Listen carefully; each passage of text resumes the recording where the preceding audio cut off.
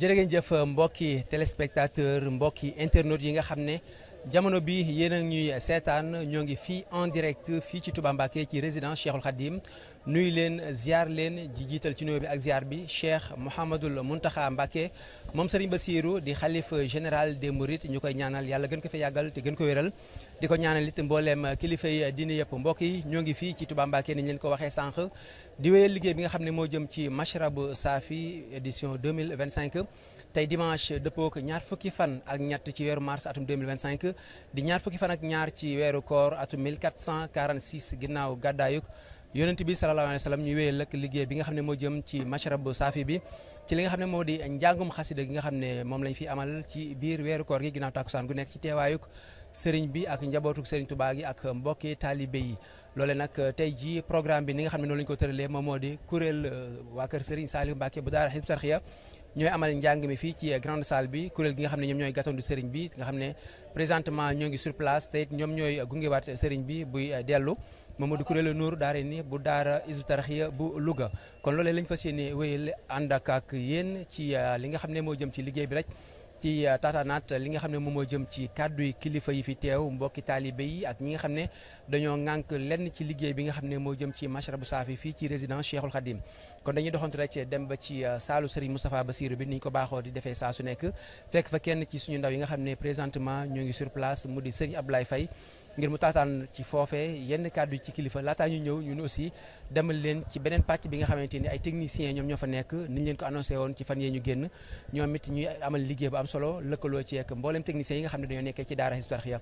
kon Serigne Abdoulaye Faye maa ngi lay nuyu di la ziar. barke borom Touba jërëjëf Serigne Fallou Sylla jërëjëf mbokk yi nga xam ne ni yéen a ngi ànd ak ñun fii ci kër Serigne Touba gi ci jotaay bu tedd bi di Mashrab bi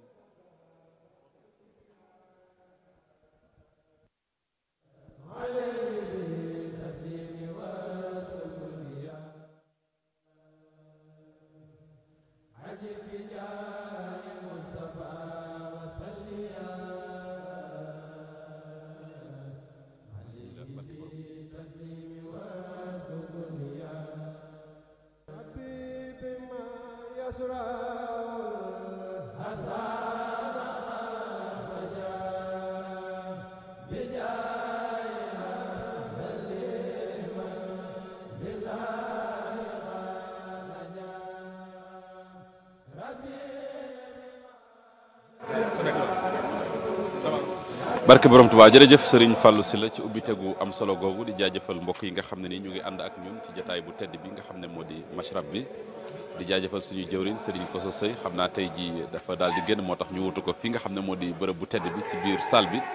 ci teewaayu njabootuk Serigne Touba Cheikhul Khadim gi ñu koy defee ngoon gu jot nag ànd ak kenn ci kilifa yi nga xam ne ni dañuy ñëw ngir teewlu si njàng mi ñu ngi war a jox kàddu gi nag kenn ci ñooñu nga xam ne ni min nañ leen lool di borom xam-xam boo xam ne nii kenn dootu ko ràññee mu bokk ci njabootuk Serigne Moustapha Absa kon Serigne bi ginnaaw bi ñu nuyoo ziyaare bu baax a baax rek amaat nañu mbégte tey ngeen teew si ci bërëb bu tedd bi fas yéene ànd ak Cheikh Mouhamadoul Mountakha liggéey bu am solo bi bàyyi ko ba Daaru Muxti kon xam naa dañ lay jox kàddu gi rek seen yëg-yëg ak seenub jàngat ak seen i soññe ci jataay bu tedd bi le bisimilah. ok jërëjëf ñu ngi leen di nuyu bu baax di siyaar Cheikh Mouhamadoul Mountakha ci weeru tedd bi xanaa di rafetlu bu baax rek jataay bu tedd bi di al Mashrabou Safi muy wuyoo tur bi rek muy naanukaay bu sell bi mu mel ni xasida moom bind ko ak jàng ko moom lañ koy jariñoo mbind mi sëriñ bi def na ci lu rëy ndax ñun ñi liggéeyal lu ñu fii ci barab bi ñu nekk muy loo xam ne sëñ Alaaji Mbàkke ak sëñ Jilim sëñ Cheikh May ñoo ko bind muy mboolem li nekk ci daari kaamil bind nañ ko mu móol ko muy liggéey bu mag njàng mi it kon lii bu dajalee njaboot sëñ Tuubaa gi yëpp ñii di déglu ñii di jàng kon loolu ñett yëpp mi ngi ci biir fi ñi ngi koy jàng ñi ngi koy déglu bind nañ ko loolu nag kon fa la liggéeyal xasaayit mën a yam xanaa di ñaan yàlla mu yàggal ko fi te wéral ko rek te xam ne lii moom luy dundal xol la luy tooyal xol la rawatina ci weeru Ramadan kon luñ man lu dul rek taataan daanaka moo ci ëpp solo waaye wax ji moom amul ci njëriñ taataan rek jërëjëf Serigne Khalil Mbacke ci soññe yi xam naa waxtu weenu njattuwaay kon dina gën a yaatal ñu min ko lool muy def ay waxtaan yu am solo jëmale ko ci njàngaleem Cheikhul Khadim rawatina xasida yi kon dañuy delloo kàddu gi rek Serigne Khadim Seck su ko defee tey mu fas yéene dalal ñi nga xam ne ñoo fare ci xarale gi ndax liggéey bi li mu amee solo lépp am na ñoo xam ne ñoo koy wone bu fu waay mën a nekk ci àdduna bi di ko teewlu ci internet bi waaye di ko déglu ci rajo yi di ko topp ci télévision yi kon sëñ Khadim ñu delloo la kàddu gi sëñ Fallou ñu delloo kàddu gi incha allah. Abdoulaye Faye ci kaddu yi nga xam ne taataan nga ko foofu ci grande salle bi muy saalu Serigne Moustapha Bassirou ci kaddu yooyu xam ne moo bàyyeekoo ci kilifa yi nga xam ne ñoo ñëw ànd ak Cheikh Mouhamadoul Mountakha lii di jotaay bu am solo bi ñoo ngi fii ci beneen salle bi nga xam ne salle multimédia la salle bi nga xam ne ay techniciens dañ fiy dajaloo ay journalistes ñoom ñëpp nag di ànd ak daara Hizbut Tarqiyyah liggéey bi nga xam ne Cheikh Mouhamadoul Mountakha ñoom la ko dénk ñoo ngi kenn ci jëwriñ yi muy Serigne Khadim Seck di ànd ak techniciens yu Hizbut Tarqiyyah yi saa su nekk ngir amal liggéey bi Serigne Khadim naka ngeen di liggéeyee ak waa daara Hizbut Tarqiyyah ci liggéey boobu ci li nga xam ne moo jëm ci li nga xam ne moo di Mashrabu Chafi bi. asalaamaaleykum wa rahmatullah sëñ Fallou ñu ngi lay nuyu di la ziar di nuyu mboolem téléspectateurs yi nga xam ne ñu ngi topp Mashrabu Chafi fépp ci àddina bi di ci jaare di leen ndokkeel di nuyu di ziar Serigne Mountakha mu sëñ Bassirou di ko ñaanal mu gën a yàgg te gën a wér ba lii mu naal muy mbégte murid yi ak yeneen yëpp ñu ànd ko moom yàgg koo taxaw Mashrabu Chafi nag mbégte la mu yaatu moo xam ne saa bu jotee ñun suñu wàllu bopp suñ lu ñu def lépp ci li rek lañ koy joyal jëmale su ko defee mu mel ne continuité la rek ci interview bi nga xam ne defoon nga ko fële ci régie ba ci njiital ñoom suñu Abdou Karim Sagna ñoom Ablaye Diop ak ña fa nekk suñu wàdd mu nekk taxawaay bu am solo ni ma koy faral di waxee équipe la bu mag a mag machine la bu mag bu nekk derrière boo xam ne comme ni nga ko xamee fo mën nañ ko tuddee ne mooy fi ñuy toggee waaye fii la ñuy yàq ñun ñu séddalee di xool di xam ak contrôle ñoom ñooy togg gi bu neexeek la cay safak la cay war a nekk yëpp jàppal ne foofu lay xewee waaye ñun ñoo koy jël di ko séddale ak yeneen ñi ngi fi gis ñi nekk di séddale ñëpp su ko defee ñun dañuy nekkaale genre support de contrôle ñooy di mën di leen signaler lii daw na wala lii mi ngi ñëw wala signal bi son bi ëpp na wala nangam ak nangam genre sorte de contrôle la ñuy rôle boobu la ñuy joué waale su ko defee nga xam ne équipe bi fi nekk équipe bu mag a mag la boo xamante ne ci wàllum division bu yaatoo yaatu en même temps dañuy nekk genre relais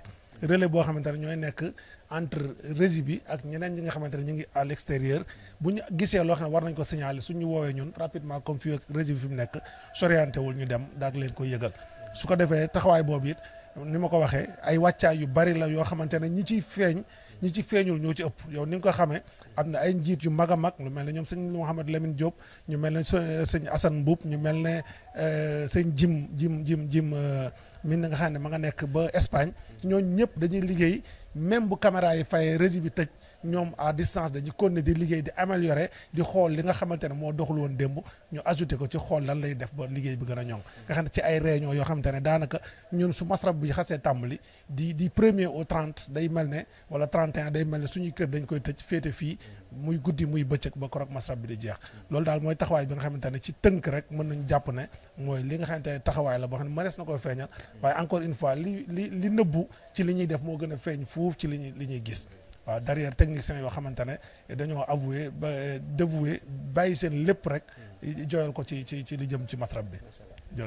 jërëjëf Serigne Khadim Seck kenn la ci jëwriñ yi nga xam ne dañoo nekk ci wàllum technique bi ci diffusion li nga xam ne moom moo di Mashrabu Chafi bi fii ci résidence Cheikhoul Khadim ci beneen salle bi nga xam ne ñu ngi leen koy leeral ay techniciens ñoo fi nekk bés bu yàlla sàkk nekk ci organes yu wute ñoom ñëpp ñëw ngir àndandoo jàpp ci liggéey bi ngir lépp gën a mën a ñoŋ ni ko Serigne Khadim Seck leer kon ñu delluwaat ci saalu Serigne Moustapha Bassirou bu fekk fa Serigne Ablaye Faye bàyyi ko mu taataan yeneen kàddu yu kilifa laataa ñu ñëwaat incha allahu rabbi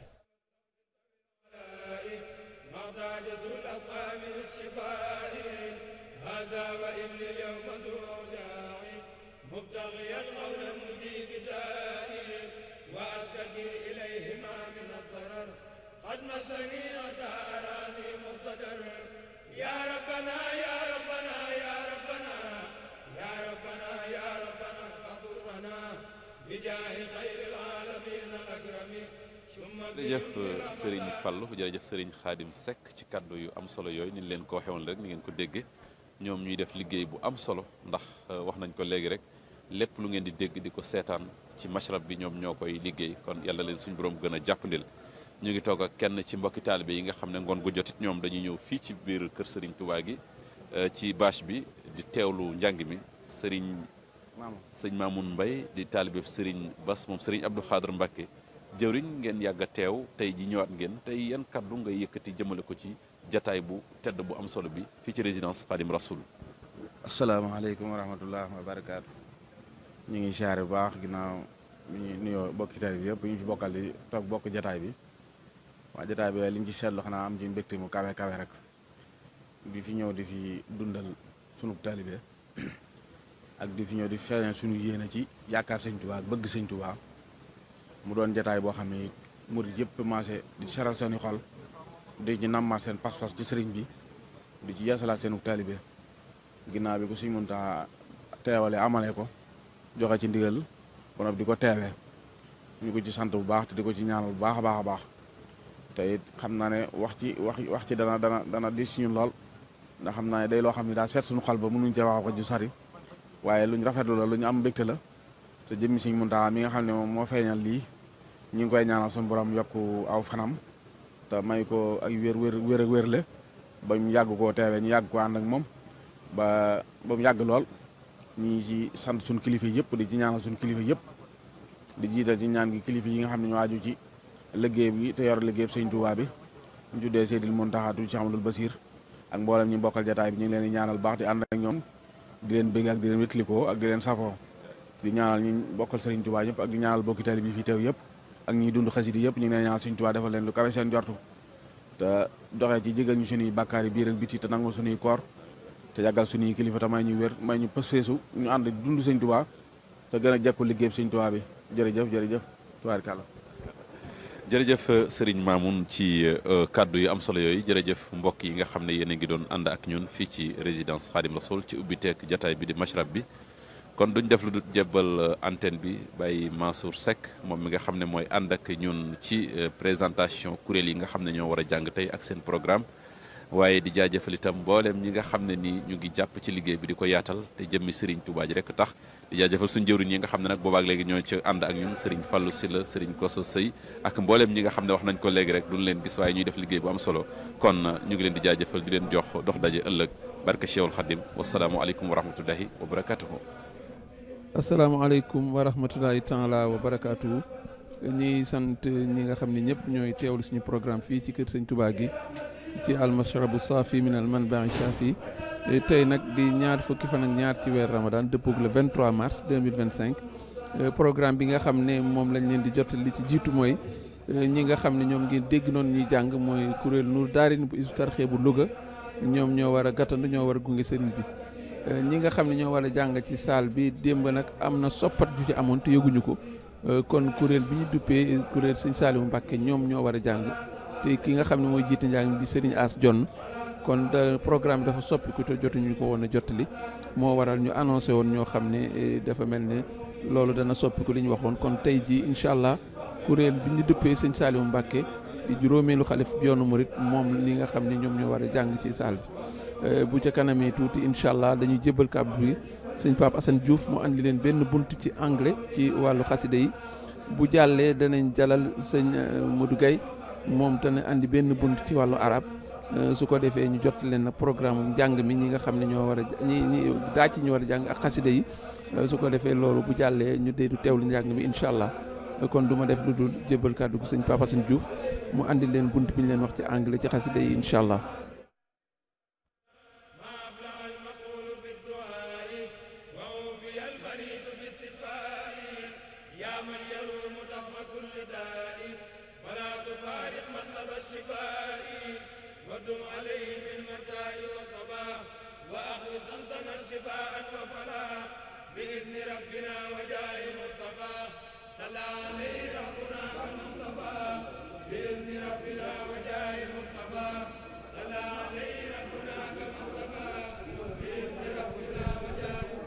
Bismillahirrahmanirrahim. In the name of Allah, the Clement, the Merciful. Faithful viewers of Al-Mashrab Safi min al-Manbah Shafi, the pure fountain emanating from the healing source. We are glad again to be here today to speak about the literary production of Sheikh Ahmadou Bamba as we used to do. Today we are going to continue on an important topic that we had started last week. It is about the relation that exists between Khadim Rasul and the sacred book of Allah, the Holy Quran. I dealt with Ya Kitab al-Karimi last week. Today I'm going to take another one because I told you that the two books form one pair, the two poems form one pair. The general topic of both of them is a kind of glorification of the Holy Book, the Holy Quran.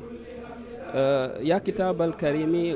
is going with another one named Ya Kitaban Kafal Hida wal Buhura. It is an important poem, the central topic of which is the Holy Quran. It is a poem of 11 verses in the Khafif metric, like the last one we did, Ya Kitab al-Karimi. This one is also in the Khafif metric. In this book, the Sheikh is dealing with two important aspects. The things he has obtained from the Holy Quran, but also the protection that he received from that holy books, meaning the use of two important notions, ad-daf wal jalb, meaning that the Quran was a kind of a protection against all that is misdeeds, that is not good, but also something that attracts to him everything that is important.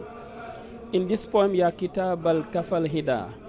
the Sheikh has referred to that form using the Quran as a person in front of him, a kind of a personification of the Holy Book in 5 verses. I told you that the poem is of 11 verses, but in 5 of them, the Sheikh called the Quran as if it were someone standing in front of him. Ya Kitaban Kafal Hida wal Buhura, Ya Kitab al-Kafal Hida wal Hana'a, Ya Kitab al-Karimi Anta Habibi, Ya Kitaban Bihi Unaji Mujiban, Ya Kitaban Mahal Adha wal Hijaba. So 5 times he called the book, O you, the Quran who protect me, O you, the book who protect me from my enemies,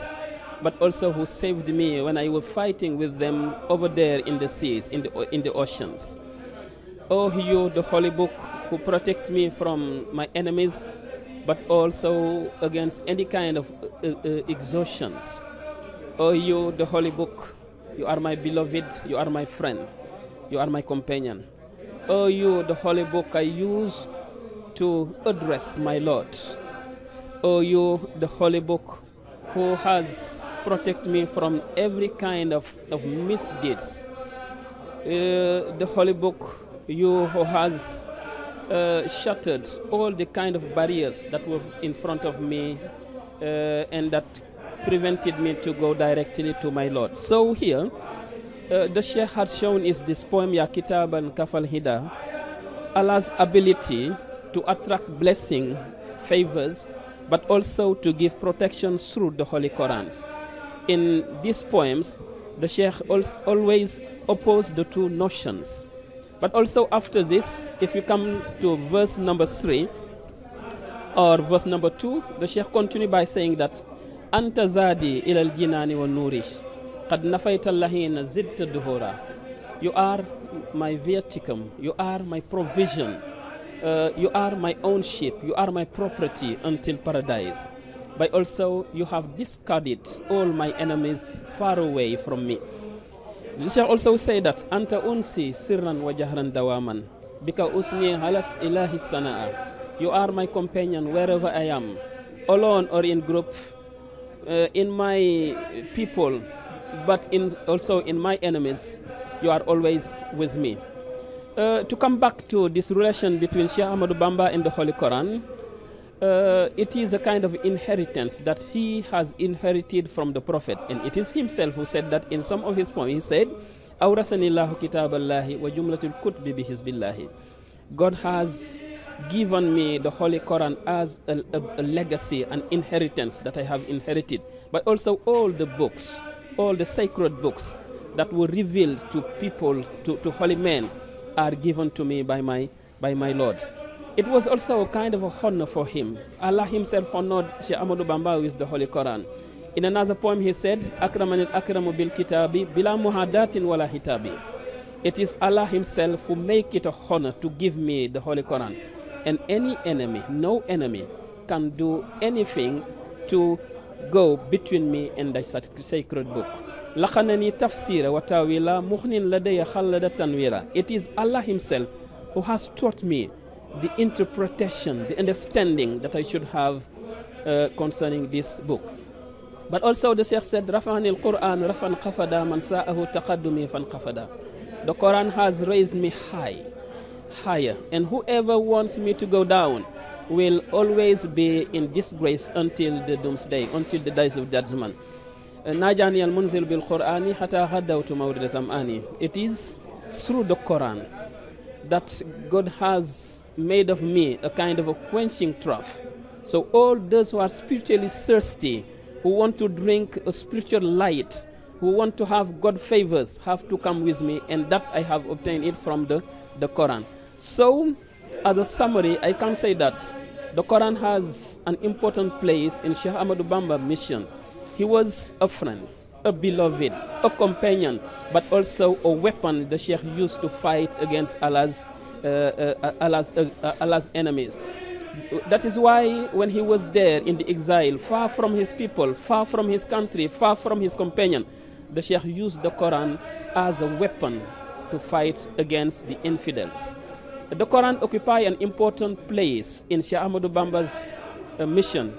Himself, he said that it is Allah who told him that Awrastukal Kitab, Laqantukal Kitab, Malaktukal Kitab. I have given you this book as an inheritance. I have given you this book as a property. I have given you this book and I have taught you all that is important in this Holy Quran. That is why we should say as a conclusion that there is a kind of a close relation between Khadim Rasul and the Holy Book, and these two poems that we have already dealt with. The first one I said was Ya Kitab al-Karim Anta Habibi, and the second one that I have dealt with today, which is Ya Kitab al-Kafal Hida wal Buhura, but also in many other poems. Sheikh Ahmadu Bamba has written hundreds and hundreds of poems in the Holy Quran, and all his books or poems always end with an important chapter, which is the Quran. Thank you a lot. We will come back with an important panegyrics next time. Have a nice day and good Ramadan. Thank you.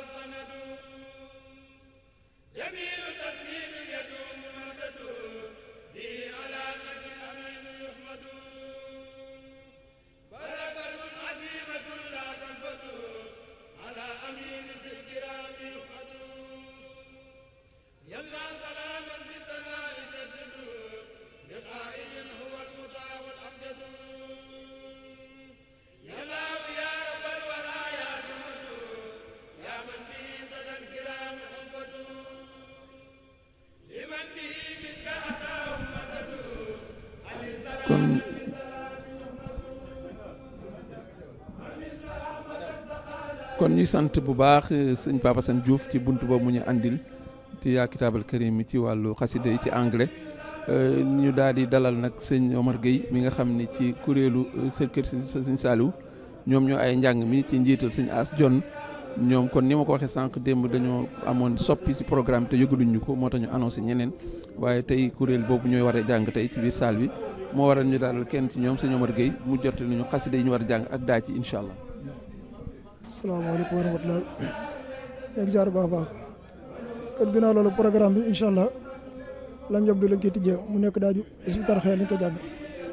ginnaaw bu jàllee dañ ci teg fasal la si na xaw sa siyaam jàng ko daaju Serigne Tafsir Diop. ginnaaw bu jàllee dañ ci teg Ikfini xasida Ikfini incha allah dañ ko jàng daaju Serigne Modou Gueye. ginnaaw bu jàllee dañ ci teg waskurullaah fi ayyaamin ma'duudaat mu wajjata wajhi haza qurbin minallaahi incha allah dañ ko jàng daaju Serigne Alhaaji Cissé. ginnaaw bu jàllee dañ ci teg Chakawtu Umóor yi daaju Hizbut Tarqiyyah lay doon.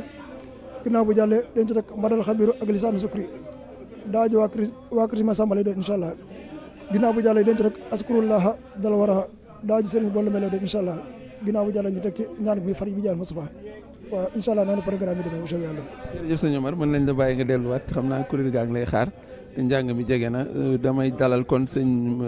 Modou Gueye moom da leen andi benn bunt ci xasida ci wàllu arab kon ñu jox kàddu gi mu gaawtu ko ndax mu mel ne ni sëriñ bi léegi mu war a jege si incha allah.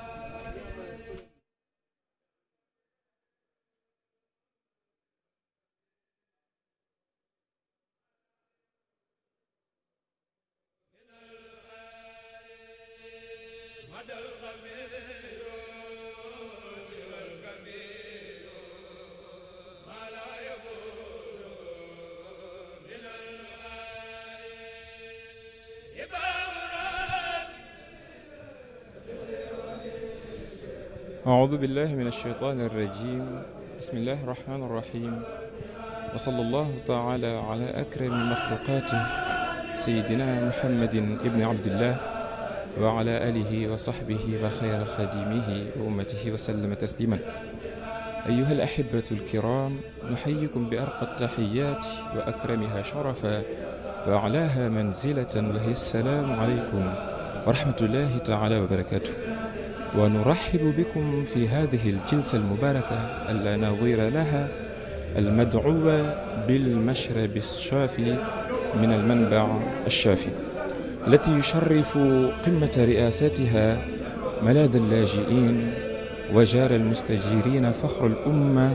مورد العاطشين لجرعة الخير الشيخ محمد المنتقى الخليفة العام للطائفة المريدية أطال الله بقاءه بتمام الصحة والعافية. فلقد تقابلنا مجددا وكالعادة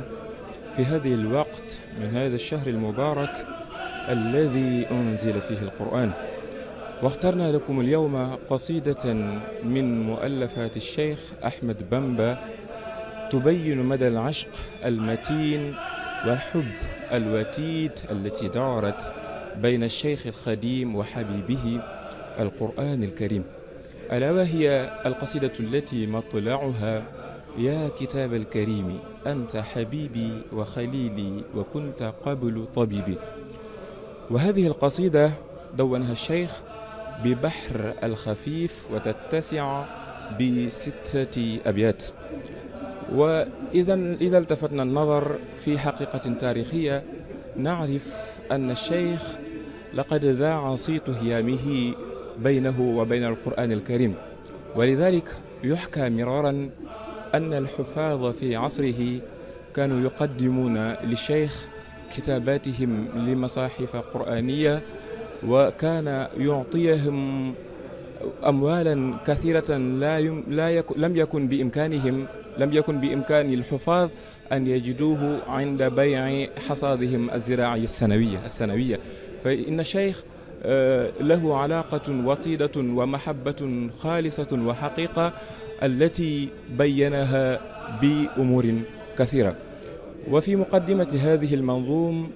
بادر الشيخ الخديم بتواتر العزبلة والبسملة والصلاة على النبي صلى الله عليه وسلم. فكما تعرفون من يلتفت النظر في كتابة الشيخ يعترف بأنه طالما يبدأ منظوماته بالبسملة والصلاة على النبي. كما تعرفون في الشعراء الجاهلية كانوا يبدأون مقدماتهم بالمقدمات الطلالية، ولكن الشيخ اختلف معهم في هذا الوجه، وهذا تجديد عنده من الشعر العربي. ثم بعد ذلك نبدأ في شرح القصيدة. فكما تعرفون بدأ الشيخ بأعوذ بالله من الشيطان الرجيم بسم الله الرحمن الرحيم ربي أعوذ بك من همزات الشياطين وأعوذ بك ربي أن يحضرون. بسم الله الرحمن الرحيم وصلى الله على سيدنا ومولانا محمد وآله وصحبه وسلم تسليما وتقبل هذه الأبيات. فهذه هي المقدمة، فالشيخ قال في المقدمة وتقبل هذه الأبيات، فإن الشيخ هذه درجة كاملة ورفيعة بينه وبين ربه، لأنه قال تقبل هذه الأبيات، فإن لم يتيقن بأن ربه تقبل له هذه الخدمة فلم يكن يقوله، وإن قاله فذلك يبين تيقنه بأن ربه سبحانه وتعالى تقبل له خدمته هذه.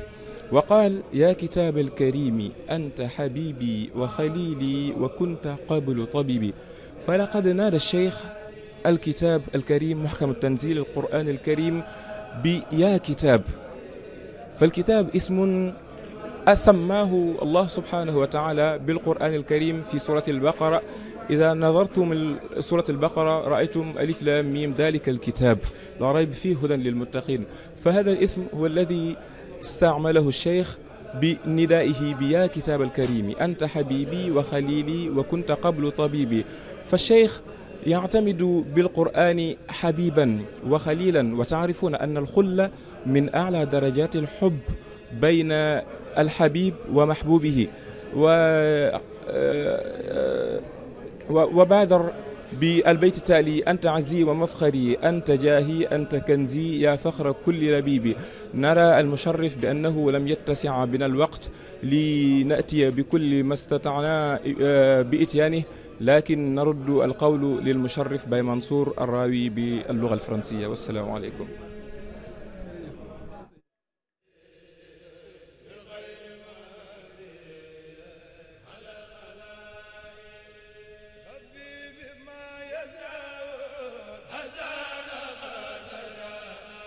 sëñ Modou Gaye ci buntu boobu mu ñu andil ci xasida yi ak sëñ Papa Sane Diouf mi nga xam ne moo doon andil buntu bi ci anglais. kon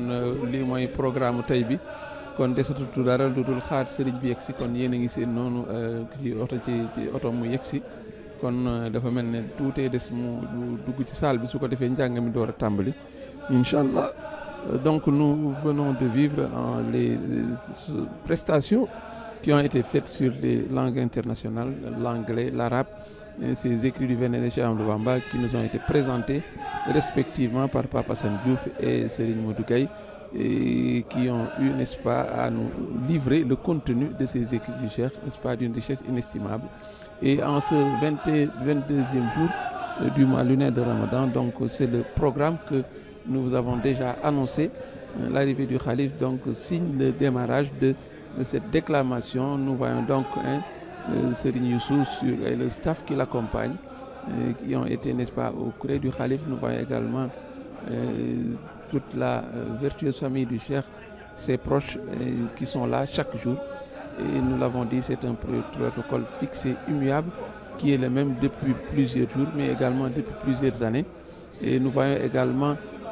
ceux-là qui s'affairent près du Khalif pour déclamer, l'accompagner. Nous rappelons que c'est le groupe des chanteurs de Hizb ut-Tarqiyyah de Louga qui ont évidemment la charge aujourd'hui de déclamer les écrits du Cheikh pour accompagner le Khalif. Un Khalif, n'est-ce pas, qui est ravi, n'est-ce pas, qui est toujours, n'est-ce pas, dans un ravissement très fort devant cette déclamation des Khassaïd. Et également, c'est de nature à décupler l'entrain, décupler la dextérité et l'effort que les uns et les autres font pour servir, n'est-ce pas, de la qualité et de la meilleure qualité. Et voilà donc cette rivalité d'ardeur entre les différents kuréel qui ont à charge cette déclamation. Mais c'est le fait, n'est-ce pas, qui est le plus partagé en ces moments féeriques. Et nous le voyons chaque jour, cette salle qui refuse du monde, ces salles également aménagées qui refusent du monde, ce va-et-vient incessant de tous ceux-là qui veulent être présents, qui veulent jeter un regard sur le Khalif et qu'ils posent également ce regard bienfaisant sur les uns et les autres. Walwa Juma el Roumami, son visage efface l'angoisse. C'est ce que le Cheikh disait à l'endroit du prophète Mohammed, paix et salut sur lui. Mais c'est un propos qui est tout aussi valable en ces moments-là. Et c'est ça le propre, n'est-ce pas, du guide spirituel digne de son nom, qui peut, avec le regard du cœur, scruter tout ce qu'il y a sur le cœur des disciples. Et il est heureux que les choses se passent ainsi. Voilà donc pour le programme d'aujourd'hui. Le Khalif a fait son entrée dans la salle. Et cela veut dire que donc dans quelques secondes, dans quelques poignées de secondes, nous voyons sur les images c'est Moussa Nawel, c'est Ngaras Kalsom, c'est Moustapha Mbaké, tous ceux-là qui sont toujours présents. Nous voyons également l'élément féminin qui est derrière les barreaux, qui veut également ne pas rater ce moment-là, même s'il y a un périmètre franc qui est respecté, mais évidemment chacun veut des yeux voir ce Khalif, tendre la main pour qu'il prie, pour qu'il déverse une pluie de bénédiction sur tout le monde, sur cette ville, sur ce pays, sur le Sénégal. Wassalamu alaikum wa rahmatullahi ta'ala wa barakatuh.